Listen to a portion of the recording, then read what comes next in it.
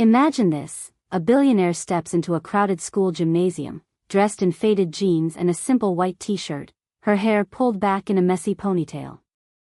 She looks around nervously, then approaches a single dad holding a little girl's hand. In a quiet voice she says, "I'm so sorry for how I look, I didn't mean to embarrass anyone here." The dad looks at her, eyes narrowing, and replies with words that make her freeze. What he says next changes everything. If stories about real human connection, second chances, and the kind of love that doesn't care about bank accounts touch your heart, smash that like button right now and subscribe so you never miss one. Let's dive in. Elena Voss had built an empire from nothing. At 38 she owned half the skyline in 3 major cities, luxury hotels, tech startups, private equity funds. Forbes called her the quiet queen of billion-dollar deals. Paparazzi rarely caught her because she never gave them anything to photograph. No red carpets, no yacht parties. She preferred boardrooms at dawn and midnight strategy sessions. But the truth was simpler and sadder. Elena had no one to dress up for. 10 years earlier, her husband had left her the day after she signed the papers that made her a billionaire. He said the money changed her. She believed him. Since then she had armored herself in solitude. The only crack in that armor was her niece, Sophie, a bright-eyed 8-year-old who attended Lincoln Elementary on the edge of the city. Elena's sister had died in a car accident 5 years ago, and Sophie had come to live with her. Elena tried to be the perfect guardian, private tutors, designer clothes, summer camps in Switzerland, but Sophie kept asking for one thing: can you come to the father-daughter dance like a normal mom would? So that Friday evening, Elena did something she hadn't done in years. She left the Armani suit in the closet, pulled on jeans she hadn't worn since college, a plain white t-shirt, and sneakers. No makeup. No jewelry except the thin silver bracelet Sophie had made her in art class. She drove herself, no driver, no security detail. She wanted to be invisible. She wanted, just once, to feel like she belonged. The gymnasium smelled of cheap punch and floor wax. Fairy lights strung across the ceiling. Fathers in ill-fitting suits twirling daughters in sparkly dresses. Laughter and pop music. Elena stood near the door, clutching a small gift bag for Sophie, feeling every inch of her underdressed state. She spotted her niece across the room, beaming in a lavender dress, holding hands with a man Elena didn't recognize at first. Marcus Hale. Sophie had mentioned him once or twice.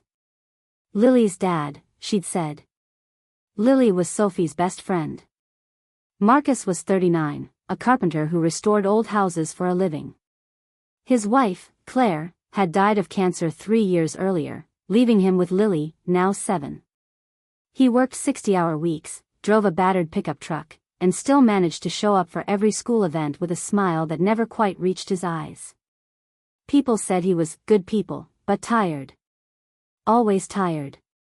Elena watched as Sophie tugged Marcus toward her. "Aunt Elena. You came." Sophie ran forward and threw her arms around Elena's waist. Elena knelt, hugged her back, and whispered, "I promised, didn't I?" Marcus approached slowly, hands in his pockets. He looked at Elena, then at her outfit, then back at her face. Recognition flickered. He knew exactly who she was. Everyone in the city did. But he didn't say it. Elena stood up, smoothing her t-shirt self-consciously. "I'm sorry," she said quickly, voice low. "I know I look inappropriate. I didn't want to draw attention. I just wanted to be here for Sophie." Marcus studied her for a long moment. The music pulsed around them, fathers and daughters swaying nearby. Then he spoke, voice quiet but steady. "You're apologizing for looking like a human being?" Elena blinked. You're wearing clothes most of us wear every day," he continued. "You're here without cameras or bodyguards. You're holding a kid's handmade gift bag like it's the most important thing in the world. And you're saying sorry?" He shook his head, almost amused. "Lady, you're the only person in this room who doesn't need to apologize for anything." Elena felt heat rise in her cheeks. She hadn't expected kindness. She'd expected awe, or resentment, or at least curiosity. Not this. Marcus glanced at the dance floor. Sophie's been talking about you all week. Said her aunt was finally coming. She didn't mention the Forbes list. She just said you make the best pancakes and you always listen when she talks about her day. Elena's throat tightened. She looked down at Sophie, who was now chatting with Lily, both girls giggling. She's the only person who still sees me, Elena said softly. Everyone else sees the name on the building. Marcus nodded. I get that. After Claire died, people stopped seeing me. They saw the widower. The single dad. The guy who needs help but won't ask for it. He shrugged. I stopped expecting anything different. A slow song started. Couples moved to the floor. Sophie ran back, grabbing Elena's hand. Dance with us. Please. Elena hesitated. Marcus raised an eyebrow. You gonna tell her no? Elena laughed, a small, surprised sound she hadn't heard from herself in years. No. I'm not. They stepped onto the floor. Sophie held both their hands, swinging between them like a bridge. Elena felt ridiculous at first, Billionaire in sneakers, swaying awkwardly to a children's pop remix. But Sophie's joy was contagious. Marcus kept his eyes on his daughter, but every now and then he glanced at Elena, and something unspoken passed between them. After the song ended, Sophie ran off to get punch. Elena and Marcus stood near the wall, watching the girls. You didn't have to be so kind, Elena said. I wasn't being kind, Marcus replied. I was being honest. You looked like you were about to bolt. I figured someone should tell you that you're allowed to just be here. Elena swallowed. I don't know how to just be here. I've spent 10 years building walls so high I forgot what the other side looks like. Marcus looked at her then, really looked. Maybe it's time to climb down. They didn't speak much after that. Sophie and Lily dragged them into games, photo booths, cotton candy. Elena laughed more in 2 hours than she had in 2 years. Marcus watched her with quiet surprise, like he was seeing someone wake up. When the night ended, parents gathered coats and sleepy children. Sophie hugged Marcus. Thanks for dancing with Aunt Elena. She never dances. Marcus smiled. She's pretty good at it. Elena walked Sophie to the car. Before they left, Marcus caught up. Hey, he said. There's a park near my house. Saturday mornings Lily and I go feed the ducks. Nothing fancy. Just bread and bad coffee from the cart. If you and Sophie want to come. Elena looked at him. No agenda. No expectation. Just an invitation. I'd like that, she said. The next Saturday they met at the park.